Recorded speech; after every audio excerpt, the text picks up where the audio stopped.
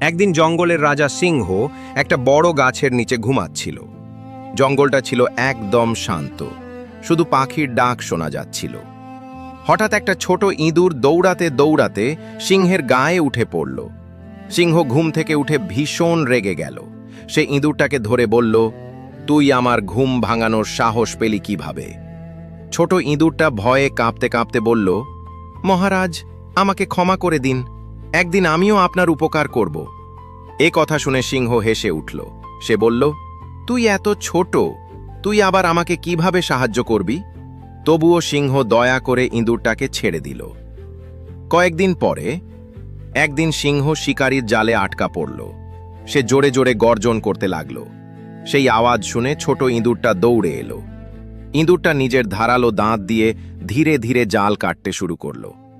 কিছুক্ষণ পর সিংহ সম্পূর্ণ মুক্ত হয়ে গেল। সিংহ তখন বুঝতে পারল, ছোট হলেও সবাই কোনো না কোনোভাবে গুরুত্বপূর্ণ।